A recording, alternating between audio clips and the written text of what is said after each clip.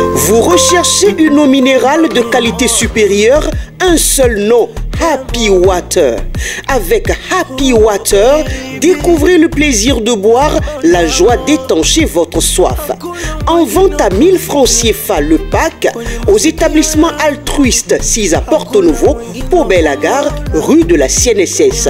Entrez dans le circuit de vente de l'eau minérale Happy Water en nous contactant au 00229 52 38 36 52. Happy Water, la source de vie. Le Tour du Monde. Le Tour du Monde, c'est une émission d'opinion, surtout d'analyse de l'actualité sociopolitique, économique, culturelle et sportive au Bénin, en Afrique et dans le monde. Sur différents sujets, il s'agit de mieux informer pour un monde plus juste. Le Tour du Monde, c'est une coproduction de Guérit TV Monde et 3R Média. Chers amis internautes, bien le bonjour. Le Tour du Monde de cette semaine reçoit pour vous le deuxième vice-président du plus grand regroupement politique du Bénin. Il s'agit bien entendu de l'Union progressiste, un parti qui a connu il y a quelques jours de cela des bouleversements avec le remplacement de son premier président connu, Amoussou Bruno, par Joseph Diogbenou, qui venait juste de démissionner de la Cour constitutionnelle. Des changements jugés brusques par certains et diversement appréciés. Qu'en est-il réellement? Nous aurons des réponses avec notre invité qui nous parlera de sa lecture de la gestion du pays par le président talent du Parlement actuel qui, selon des observateurs, ne jouerait pas convenablement son rôle de contrôle de l'action gouvernementale, en tout cas. Et si le temps nous le permet, on parlera des élections législatives de janvier 2023 qui pointent à l'horizon et d'autres sujets non moins importants, notamment la célébration de nos 62 ans d'indépendance, de la crise économique. Bref, il y a tellement de choses à savoir avec notre honorable, notre invité de cette émission. Et le Tour du Monde, c'est une coproduction de 3R Média et de Guérit TV Monde. Et donc, je co-anime cette émission avec mon confrère Shamsdine Badarou. Shams, bonjour. Bonjour, Rofkat Andébi. Honorable Gérard Benochi, bonjour. Bonjour, chers amis journalistes. Et merci d'avoir répondu présent à cette invitation. C'est avec bonheur. Alors, Rofkat Andébi, merci. Honorable Benochi, bonjour. Bonjour, Shamsdine. Shamsdine. Voilà. Merci. Je suis arrivé. Vous êtes membre fondateur de l'Union progressiste. Vous êtes désormais le vice-président. Dites-nous ce qui s'est réellement passé au sein de ce parti politique. Merci beaucoup. Oui, je m'attendais à cette question. Je pense que ce qui s'est passé à la tête de l'Union progressiste le 16 juillet passé, c'est à la fois normal et inédit. Normal en ce sens que toute formation politique fonctionne conformément aux tests qu'elle s'est donné. Nos statuts prévoient ce qui s'est passé là, l'alternance à la tête du parti, le renouvellement continu de la classe dirigeante, des acteurs à tous les niveaux de responsabilité du parti sont appelés un jour ou l'autre à partir, à passer la main. Donc c'est pour cela qu'il faut regarder cela comme étant normal ce qui est arrivé.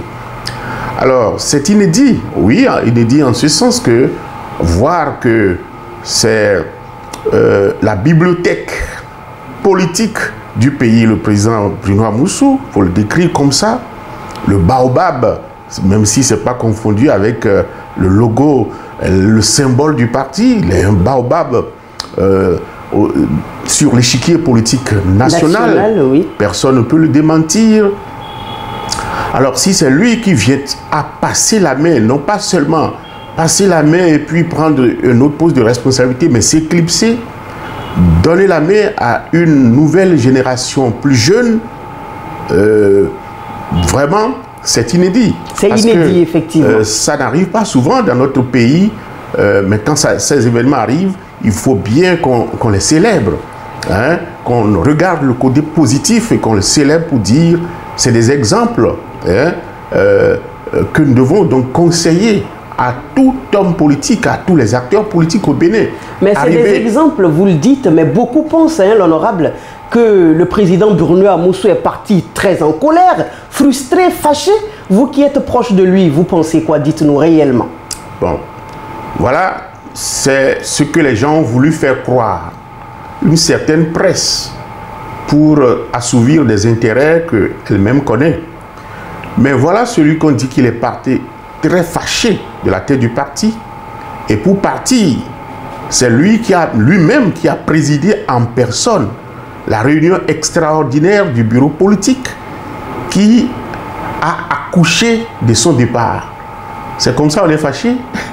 C'est lui-même qui a présidé, c'est pas quelqu'un d'autre qui a présidé ça. Peut-être une manière pour voir les choses. Non, pas du tout. S'il était fâché, ça aurait été perceptible. Il a conduit de main de maître cette réunion extraordinaire du bureau politique et a dit point par point ce qui devait être fait à partir du bureau politique qui a été élargi, réaménagé, rétoffé pour permettre que certains acteurs clés de notre parti puissent l'intégrer. Puis après cela, il est passé à la direction exécutive nationale qui a été aussi réaménagée, rétoffée pour plus de dynamisme avant d'en arriver au présidium, puis d'annoncer que suite à des consultations, voici le trio qui va désormais présider à la tête du parti. Et c'est lui-même qui a annoncé les noms. Et je vous souffle ceci, que quand il a fini, des gens ont voulu poser des questions. Puis il a dit, voilà, quelqu'un a dit, mais nous ne refusons pas, tout ce qui est fait c'est bien, mais pourquoi nos grands leaders, nos patriarches comme le président Bruno Amoussou, Idji Kolaole, Zizi Lokwe et Nago, ne figure plus dans le nouveau bureau politique? Vous savez ce qu'il a répondu? Il a dit, ben, Amoussou, Idji, Zizinokwe, Nago ne figurent plus dans le nouveau bureau politique parce qu'ils n'ont plus souhaité figurer dans le nouveau bureau politique. S'il y a des gens parmi vous qui souhaitent nous emboîter le pas, alors qu'ils envoient leur nom, on va les enlever. Et puis les gens rient, c'est pour faire rire, mais c'est pour dire qu'il n'était pas du tout fâché. Moi, je suis proche de lui, comme vous l'avez dit. Ça fait longtemps qu'il manifestait le désir de partir, qu'il est fatigué du fait, du poids de l'âge, qu'il a besoin de se reposer. Vous savez que l'objectif poursuivi par le président Amoussou, toujours, c'est d'arriver à faire accoucher d'un parti politique à ancrage national, qui ne soit plus un parti de région, un parti d'une communauté, un parti d'amis. Et vous savez, son histoire le retrace. Hein, partout, c'est de l'UBF, ADN, tout ça là. Voilà l'objectif qu'il a poursuivi. Et quand la réforme du système partisan a été actée, que nous sommes allés vers les grands regroupements, et celui autour de lui a accouché de l'union progressiste, où il a dit, mes objectifs sont atteints. Je peux aller me reposer tranquille. Il aura souhaité passer la main à quelqu'un d'autre à ce niveau-là. Mais tous ont dit non, il n'y a que lui qui incarne l'unité et qui reste d'abord jusqu'à ce que nous allions au prochain congrès qui était prévu pour 1 an pour permettre d'élire un nouveau bureau à qui il passerait la main. On est parti, puis les préparatifs pour aller au congrès ont commencé quand il lui a été dit mais les législatives de 2019 sont proches. Si tu t'en vas à cette période, il y aura de décadence dans le parti. Il faut rester au moins pour qu'on aille aux législatives de 2019. Il a dit ok. Pour l'intérêt supérieur du parti, il est resté, a conduit le parti vers les élections législatives. Vous savez que nous étions sortis premier parti, le plus grand parti politique de par le nombre de députés, 47 sur 83. Puis, après cela, il a lancé encore le processus d'installation des cellules de base du parti afin de pouvoir convoquer le congrès. Parce que le congrès, nos tests disent que le congrès les participants au congrès, c'est les fédérations et les présidents sections. Donc, il faut installer ces structures, aller vers ces organes avant de pouvoir convoquer le congrès.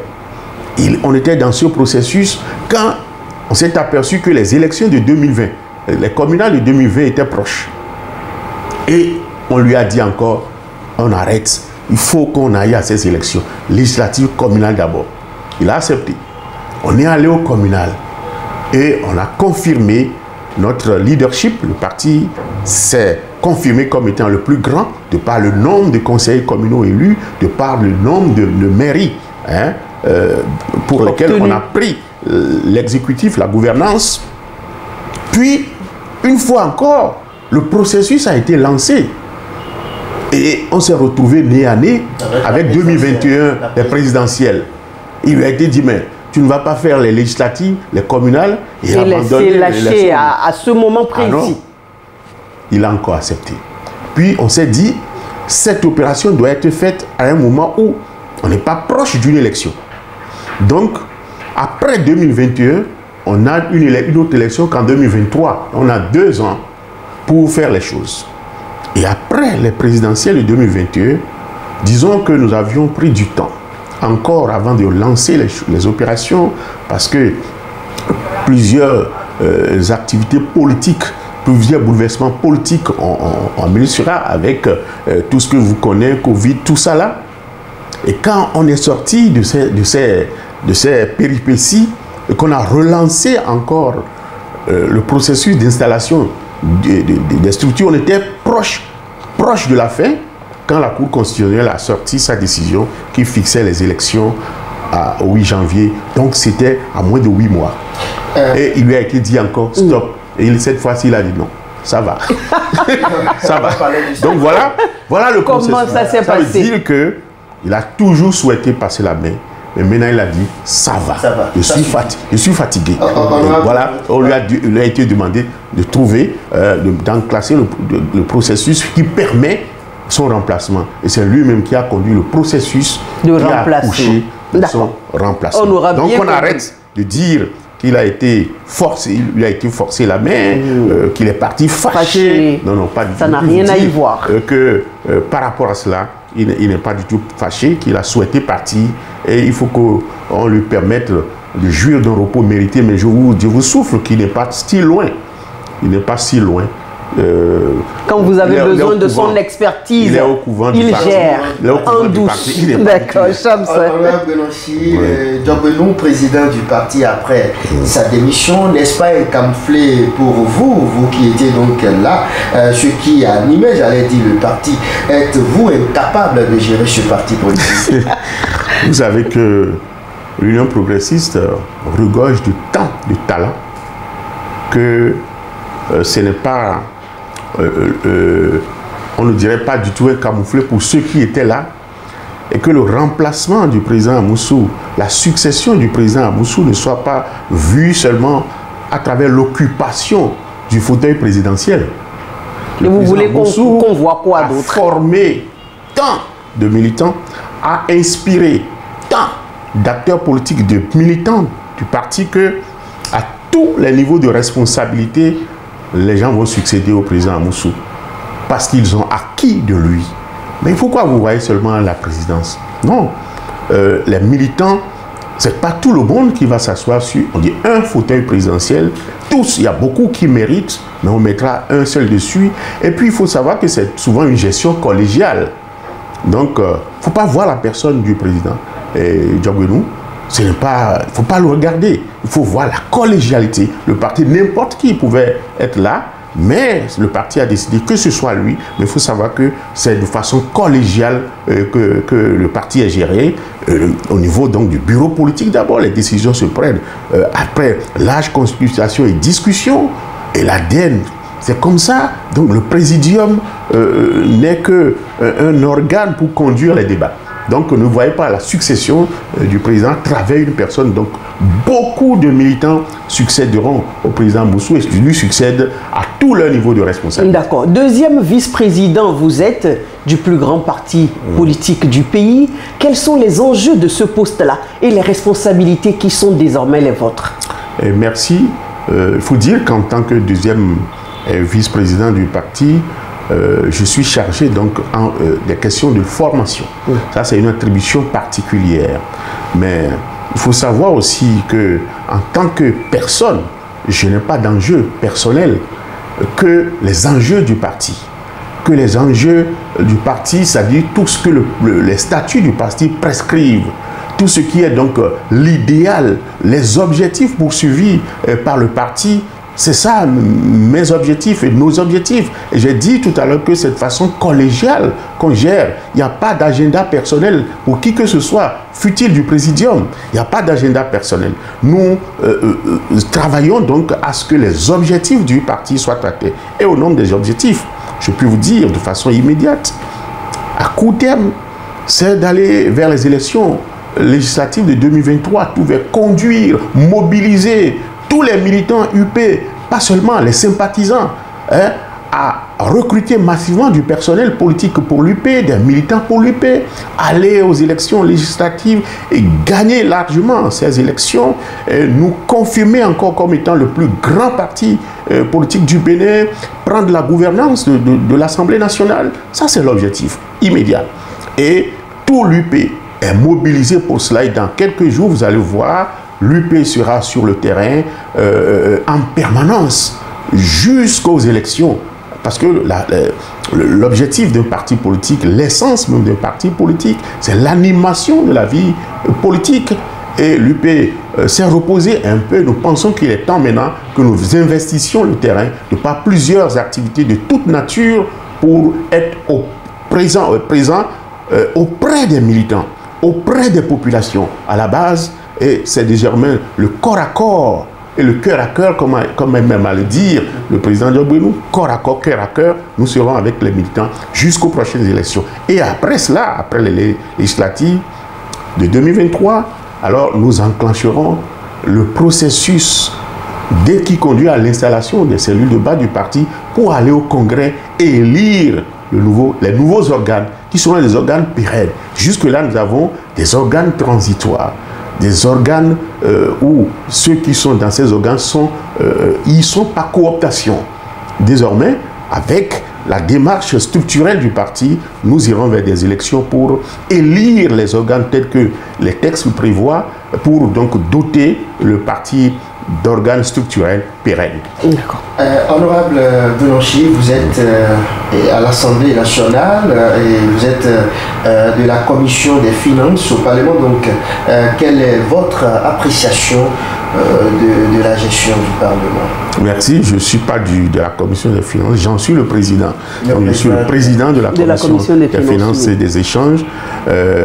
En ce qui concerne la gouvernance de l'Assemblée nationale sous le président Louis Gbérounou-Vlavonou, je peux vous dire que la 8e législature la gouvernance a été placée sous le signe des réformes pour être en ligne avec les réformes que fait donc l'exécutif, parce que le Bénin est en chantier des réformes. L'Assemblée nationale n'a pas échappé à cette logique et sur le plan des réformes, je peux dire que oui, les objectifs sont atteints, sinon à 80-90%, qui a accès de réforme à l'Assemblée nationale pour permettre que l'Assemblée nationale ne soit plus une république dans une république, que l'Assemblée nationale puisse fonctionner selon les règles de la gestion des finances publiques au plan national, et qu'on a doté l'Assemblée nationale d'organes et de cellules de la chaîne de passation des marchés, du contrôle des marchés publics, de la gouvernance, de l'audit interne. Donc, doter l'Assemblée nationale de la personne responsable des marchés publics, toute chose qui n'existait pas avant. Il faut dire que, désormais, l'Assemblée nationale fonctionne conformément aux règles de gestion des finances publiques. Et puis, il faut ajouter cela. Vous êtes homme de la presse, vous devez en être content. La création de la télévision hémicycle, qui est donc une innovation pour permettre que le peuple suive ses mandants et ses mandataires que nous sommes, pour savoir ce que nous faisons là-bas. Pour la plupart d'entre eux, c'est seulement le jour des plénières où on dit qui sont ceux qui sont d'accord pour telle loi, lève la main. C'est ça, ils voient. Mais tout ce qui se fait à l'Assemblée nationale, désormais, ils sont pas informés. Désormais, grâce à la télévision hémicycle, toutes les activités sont relayées et le peuple est au même diapason que ses mandataires. D'accord. Le rôle premier de l'Assemblée nationale, d'un Parlement, c'est le contrôle de l'action du gouvernement. Oui. Mais les gens, en fait, le peuple, ou je dirais les observateurs, pensent que vous n'êtes pas très actif concernant votre rôle premier qui est de contrôler. Parce qu'on a eu beaucoup d'autres parlements qui sont passés. C'est la 8e législature, vous êtes en train de le dire. On a remarqué pour les années précédentes un parlement avec bouillant et puis ça chauffe à des heures induites et tout ça. Mais c'est un parlement silencieux, tout calme qu'on voit cette fois-ci. Et oui, vous avez entièrement raison de le dire. Et ceux qui le pensent ne le pensent pas à tort. Parce qu'il y a une rupture avec le passé. Et ça surprend, on se dit, mais pourquoi? Mais il faut dire, il faut restituer ce qui se passe dans son contexte. Oui. Nous sommes dans quel contexte? Nous sommes dans un contexte où vous avez l'Assemblée nationale est contrôlée par 2 partis politiques, 2 groupes parlementaires qui sont de la mouvance présidentielle. Alors, si vous êtes de la mouvance présidentielle, les choses, ça ne veut pas dire que vous ne critiquez pas. Mais lorsque vous avez la possibilité de discuter des sujets en aparté avec les ministres, quand ils viennent sur le dossier en commission, et que vous leur posez des questions, et qu'on vous donne les réponses qu'il faut, et au nom de quoi vous viendrez encore en plénière commencer à crier. Vous êtes comme de la gouvernance du pays, et vous êtes avec les ministres qui sont de l'exécutif que vous accompagnez. Vous avez la possibilité de les voir. Si vous avez une préoccupation, de leur dire, mais telle chose, comment est-ce que ça se passe? Et on vous donne les explications. Mais pourquoi encore viendrez-vous en plénière commencer à crier? Pourquoi soumettrez-vous encore, déposerez-vous encore une question orale alors que vous avez posé la question, vous êtes informé? Mais est-ce que ce n'est pas une façon de trop leur faciliter la tâche aussi? Non, ce n'est pas faciliter la tâche parce que... Non, non, non. Je dis, en partie, c'était ça. Mais depuis quelque temps, vous allez constater que ça a changé, puisqu'on a dit, ce faisant, le peuple ne serait pas informé. Qu'on a posé telle question à tel ministre et qu'il a répondu de telle ou telle manière. Même si vous êtes de la mouvance, c'est que vous avez les informations, posez quand même la question, déposez la question. Et qu'on invite le gouvernement et que le débat se fasse. C'est quand le débat se fait que le peuple est informé. Et depuis quelque temps, depuis plus d'un an, vous allez voir que systématiquement, les jeudis sont consacrés aux séances de questions au gouvernement, questions orales avec débat, questions orales, questions écrites. Ça n'a pas raté. Et puis vous, de la presse, vous devez savoir ça, que régulièrement maintenant l'Assemblée tient des séances plénières consacrées aux questions orales au gouvernement, et le gouvernement régulièrement vient à l'Assemblée nationale pour exposer ses réponses aux députés, et le débat se fait, et à travers cela, la presse en fait l'écho, et puis les citoyens sont informés. Donc, il faut dire que même si on a eu raison de critiquer la 8e législature sur ce point, mais les choses semblent se normaliser vers la fin de la mandature. On va parler à présent des élections législatives c'est pour probablement janvier 2023. Jusque-là, l'horizon est flou. Votre lecture de l'actualité de ce côté-là? Ah oui, quand vous dites l'horizon est flou, moi je ne comprends pas. C'est quel horizon est flou? Bon, il y a beaucoup, oui, qui pensent qu'il y a de l'incertitude. Par rapport à qui? Par rapport à quoi? Incertitude par rapport à quoi? Il n'y a rien au positionnement, c'est chaque parti qui positionne ses militants.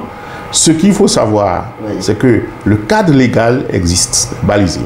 Toutes les lois qui permettent à un pays d'aller aux élections existent. Nous avons le code électoral, nous avons la charte des partis politiques qui est votée, nous avons la loi sur le financement des partis politiques, la loi sur le statut de l'opposition, tout est voté, la révision de la Constitution pour ancrer dans la Constitution tout ce qui doit l'être. Je dis, le cadre légal est posé pour que nous allions à des élections. Et nous l'avions expérimenté, même s'il y a eu des couacs, Le cadre légal existe. Ce qui doit sécuriser, apaiser les gens, c'est le cadre légal. Donc, il n'y a pas de défaillance par rapport à cela. Tout le cadre légal existe. Maintenant, que chaque parti politique qui aspire à aller aux élections, moi je le souhaite que tous les partis politiques qui sont légalement constitués aujourd'hui, ça doit être au plus une quinzaine, je souhaite que tous ces partis politiques participent à l'élection législative de 2023. Pourquoi pas? Pour que on ait des députés au sens pluriel à l'Assemblée nationale. Moi, je le souhaite vivement pour eux. Quoique je sache que certains ne pourront pas remplir les critères des 10%, je suis sûr, parce que l'objectif, je n'en citerai pas, l'objectif de la réforme du système partisan, c'est d'aller vers les grands regroupements. Et c'est pour cela que le dispositif de 10% de suffrage au plan national a été inséré dans le corps du code électoral pour forcer les gens au regroupement. Ceux qui résistent à cet esprit et qui restent de petits micro-partis vont faire l'essai, vont tenter leur chance, mais n'auront pas les 10%, ils seront obligés soit de fusionner entre eux, soit de migrer vers de grands partis qui existent déjà. C'est l'objectif. Il n'y a pas à avoir honte pour ça, c'est ce que nous voulons.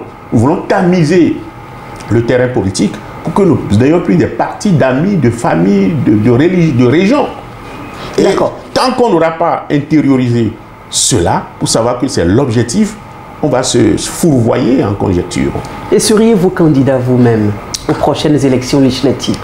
Moi, je suis un militant convaincu, engagé, disponible. Le militant doit être disponible. Je remplis tous les critères pour continuer mon expérience parlementaire. Aucun test ne m'empêche.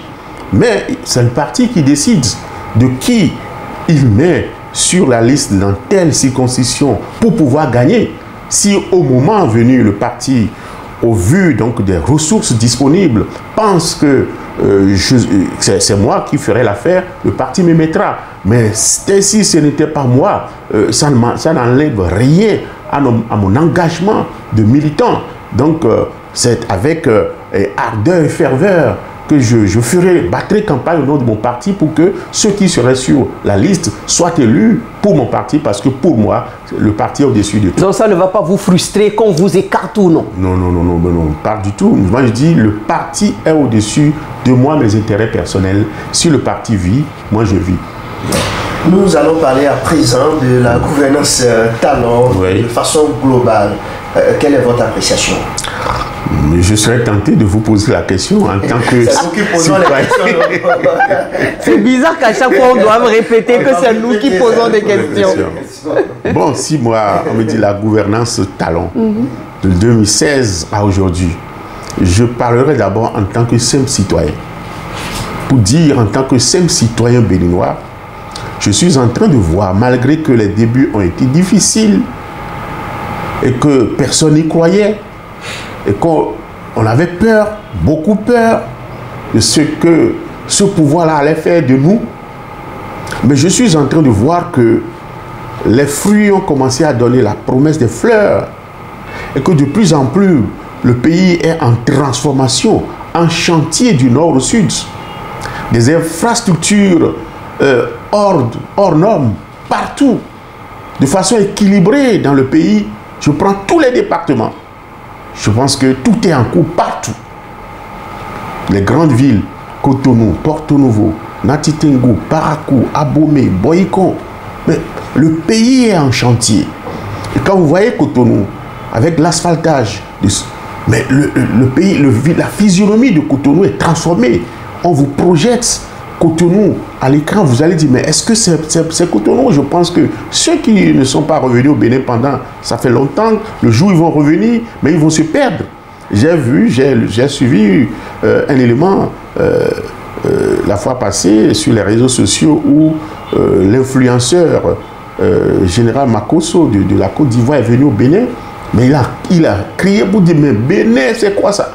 Ça fait un an que je suis venu, mais il dit, mais je me perds. Il ne se retrouvait pas. Je ne me retrouve plus, c'est quoi? Il dit, j'invite les gens du monde à venir visiter le Bénin. Ça veut dire que Nous-mêmes qui sommes dedans, nous ne savons pas, mais ceux qui sont amateurs du beau, ceux qui aiment ce qui est beau et qui sont sincères, hein, réalistes, reconnaissent que quelque chose se fait. On sent qu'une main est en train de toucher le Bénin de façon positive, de transformer le Bénin, non pas dans le domaine des infrastructures, mais des réformes dans tout le pays, hein, sur tous les plans. La lutte contre la corruption, je pense que c'est désormais acté qu'avec la criette qui sanctionne, où on a peur maintenant de toucher à l'argent public, les réformes dans le domaine de l'enseignement, de l'éducation, hein, dans tous les domaines, le domaine agricole, avec les performances qu'on engrange dans tous les domaines, le côté du vivrier, le coton, avec la zone industrielle de Glo, où 32 usines sont en train de s'installer pour transformer systématiquement tout le coton du Bénin, toute l'anacarde produite au Bénin, les agrumes produits au Bénin. Je pense que c'est des milliers d'emplois. Quand je parcours la ville, j'ai vu hier le chantier de Sofitel, où j'ai vu les ouvriers sortis. J'ai dit, mais on dirait un marché. On m'a dit, c'est des ouvriers. Pourtant, il y a des milliers de personnes qui sont au chômage. On parle du taux élevé de chômage, des gens qui sont difficilement aptes ou qui arrivent difficilement à joindre les bouts, qui du social, la galère, puis il n'y a pas de l'argent. Tout le monde se plaint. Difficilement, on arrive à manger 3 repas dans la journée, honorable Benonchi. Quand on vous écoute, à croire que tout va bien, non, mais s'il y a ce côté-là, pas que tout va bien. Mais on sait que quelque chose bouge. Et n'allez pas me dire que tous ces jeunes qui ont trouvé de l'emploi sur tous les chantiers qui sont en cours, là, ne sont pas contents. Dans mon quartier, moi, j'en connais qui étaient menuisiers, qui étaient maçons, qui étaient ferrailleurs, mais que je ne vois plus du tout, qui ne sont plus dans le quartier. Je le dis, quand ils reviennent, ils disent c'est quoi? Ils disent qu'ils sont en train de travailler, ils sont occupés. Et c'est encore comme ça partout, mais on ne peut pas absorber tout le monde. Mais un grand nombre est consommé. Tout cela, quand ils gagnent leur argent, c'est leur famille. On ne dit pas que tout est rose, mais quelque chose se fait. Si on peut continuer comme ça, je pense que progressivement, on va impacter un fort pourcentage. On va consommer un peu du stock de chômeurs que nous avons. Nous allons en consommer un peu si nous maintenons le cap, comme nous on le dit, à l'Union progressiste. Donc, quand je reviens maintenant en tant qu'acteur politique, donc tout ça, c'était en tant que simple citoyen. Alors là, j'imagine en tant qu'acteur politique, donc, ce qui va sortir. Or, acteur politique, je me dis, mais combien je suis fier d'avoir participé un tant soit peu à cela, à voter en tant que député toutes les lois qui nous ont permis de poser les balises pour les réformes. Donc je suis fier. Et fier au nom de mon parti qui a accepté d'accompagner ce processus de transformation du Bénin. Parce que l'Union progressiste, c'est ça, nous sommes un parti de masse, un parti porté vers la satisfaction des besoins vitaux des populations, vers le social. On ne doit laisser personne sur le quai. Et tout ce qui touche à cela, qui permet qu'on sorte des gens donc de la précarité, je pense que mon parti doit capitaliser tout cela. Et nous en sommes fiers. Je suis fier en tant qu'acteur politique. Et nous allons parler à présent de la célébration des 62 ans d'indépendance du Bénin. On a vu les anciens présidents Boni Yayi et Nicéphore Dieudonné Soglo aux côtés du chef de l'État Patrice Talon. Ça vous dit quoi? Bon, ce que ça me dit, c'est que c'est beau. C'est beau parce que c'est cela qu'on doit souhaiter dans un pays. Nous sommes des frères, après tout. Et quel que soit les sujets qui auraient pu nous diviser, toujours nous devons mettre l'intérêt supérieur de la nation au-dessus de tout. Et c'est pour cela que je déplore quelques années passées où ces anciens présidents, quoique étant présents sur le territoire, étaient absents. Mais je pense que maintenant, ils sont revenus à de meilleurs sentiments. J'ai vu le président Boni Yayi être reçu par le président Talon.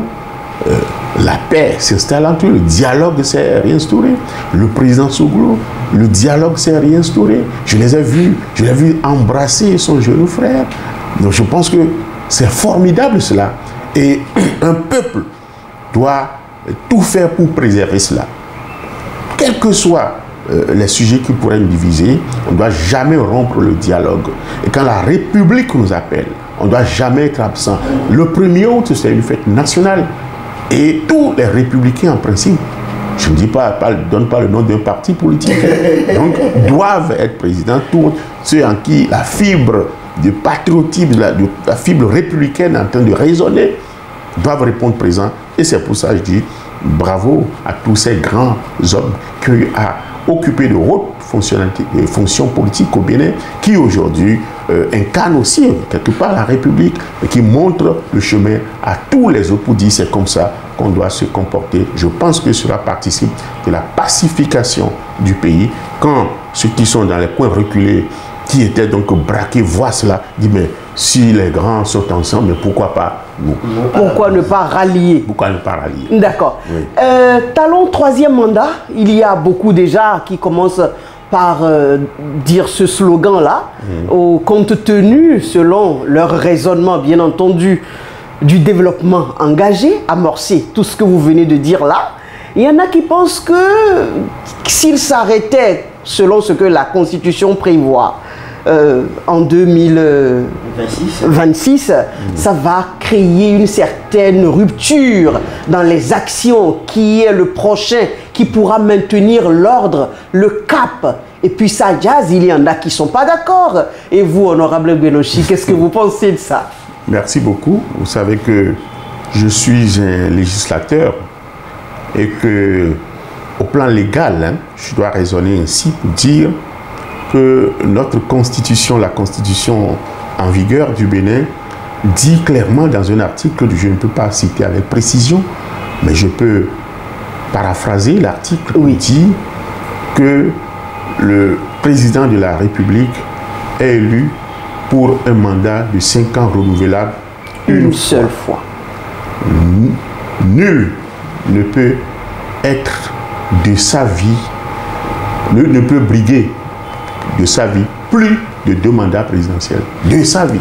Il ne peut de sa vie briguer plus de 2 mandats présidentiels. Donc, Talon partira en 2026. Donc, si vous vous en tenez à cela, le chef de l'État a fait un mandat, il avait promis qu'il ferait un mandat, et à la fin de ce mandat, il a voulu partir. C'est nous, ces partisans, qui l'avons forcé à accepter un second mandat pour ne pas arrêter le cours de tout ce qui se faisait. Et aujourd'hui, nous avons raison. Ça n'a pas été facile, mais finalement, il nous a écoutés pour dire, je fais encore le second et dernier mandat constitutionnel.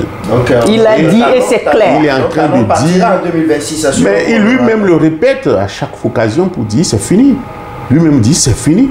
Second mandat est mon dernier mandat. Il a dit, il a dit, la nuance entre de deuxième et le second et le deuxième, il a dit... une nuance que beaucoup n'ont pas comprise. Hein. Le second et non le deuxième. Si on dit le deuxième, ça veut dire ça peut continuer, mais le second et le dernier.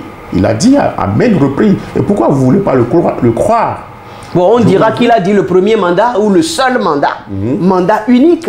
Oui, il n'a pas fait. Constitutionnalisé. Ce qu'il avait dit, ce n'était pas dans une constitution.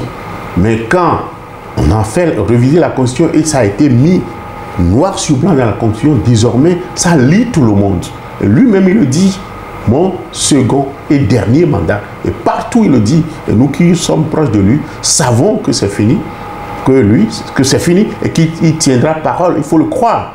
Et je pense que celui qui va le succéder sortira du rang, donc, du plus grand parti politique du Bénin, l'Union progressiste.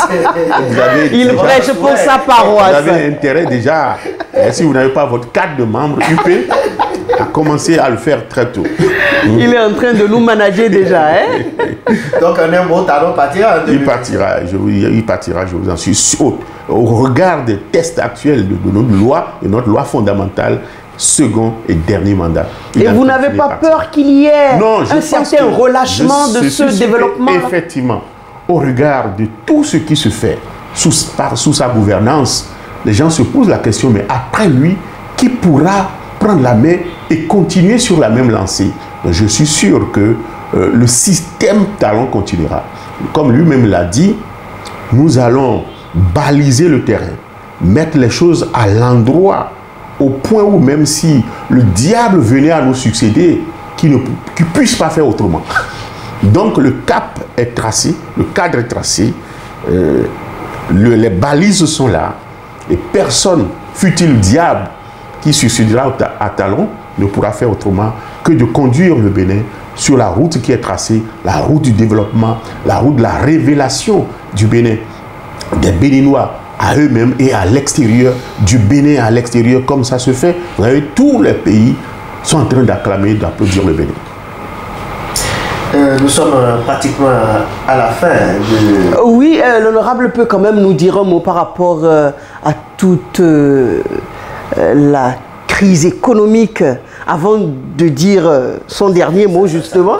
Oui, la crise économique, vous avez fait le tour et c'est sûr que vous étiez de la délégation du Parlement, la délégation gouvernementale, si je peux m'exprimer ainsi, pour pouvoir dire aux populations pourquoi les denrées de première nécessité sont si chères dans les marchés. De l'huile qu'on prenait à 600 francs le litre est passée à 1200, après 1500. Difficile aujourd'hui de préparer le panier de la ménagère souffre. Je sais de quoi je parle pour fréquenter tout le temps les marchés.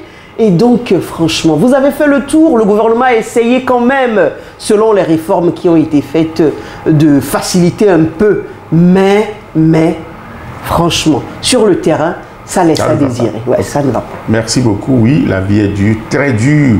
Bon, mais ça ne se ressent pas sur vous quand vous regardez. Ça, c'est un compliment que je prends bien. Bon, merci. Bon, c'était pour rigoler un peu. Mais oui, je pense que effectivement, la vie est devenue chère et très chère pour les Béninois. Et qu'on connaît les causes. Le gouvernement a fait une tournée pour expliquer les tenants et les aboutissants de cette crise, qui ne sont pas autre chose que la crise sanitaire de la Covid, qui a paralysé l'économie mondiale. Et ensuite a été aggravée par la guerre en Ukraine. Vous savez que ces deux pays, à eux deux, concentrent donc près de 70% de la production mondiale de céréales et de certaines denrées. Et cela a un impact sur le blé et tout, le corollaire avec la guerre qui a bloqué donc plusieurs chaînes de distribution de gasoil et autres.